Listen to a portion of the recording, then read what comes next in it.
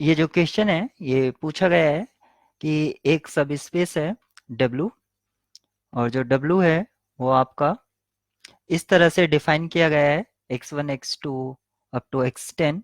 और ये जो x1 x2 हैं ये रियल एंट्रीज हैं, और ये साथ ही इस कंडीशन को भी सेटिस्फाई करते हैं, यानी कि जो n अगर हम यहाँ पर 3 पुट करें तो 3 माइनस 1 यानी कि x2, x3 equal to x2, और उसमें से 2 माइनस करेंगे तो x1, यानी कि x3 जो है वो प्रीवियस 2 का सम है। ऐसे ही जो x4 होगा वो क्या होगा, x3 प्लस x2, वो प्रीवियस 2 का सम होगा, यानी कि x1 x2 x3 क्या है, इन दोनों का सम।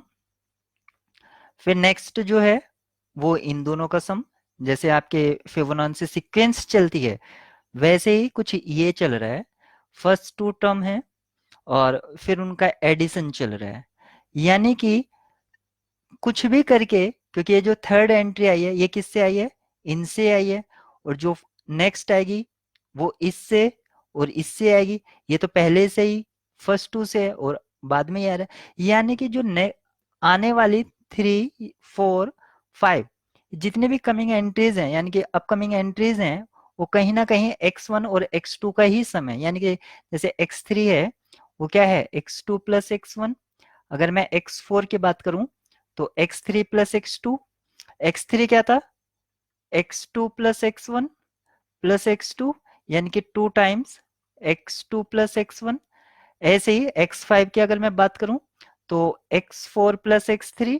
अब x4 क्या है, वो है 2 times x2 plus x1 plus x3, और x3 क्या था मेरा, वो यहां पर आ जाएगा मेरा x2 प्लस x1, यानी कि 3 times x2 plus 2 times x1। ऐसे जो भी आपके कॉन्जिक्यूटिव एंट्रीज आएंगी, कॉन्सिक्वेंटली एंट्री आएंगी, वो आपकी कहीं ना कहीं x1 और x2 का ही सम है। तो यहाँ पर आप कह सकते हैं कि x1 और x2 इंडिपेंडेंट एंट्री हैं, बाकी सारी इस पर डिपेंड कर रही हैं। तो इसकी जो डायमेंशन है W की वो 2 है। डायमेंशन का मीनिंग है कि आप फ्रीली कितनी एंट्री चूज कर सकते हैं। जैसे कि जब हम कोऑर्डिनेट सिस्टम पढ़ते हैं R2, तो यानी कि एक हम इस तरह से फ्रीली मूव कर सकते हैं, एक इस तरह से फ्रीली मूव कर सकते हैं। चाहे आप पहले इस तरह से कर लीजिए या इस तरह से, वो आपके ऊपर डिपेंड करते हैं।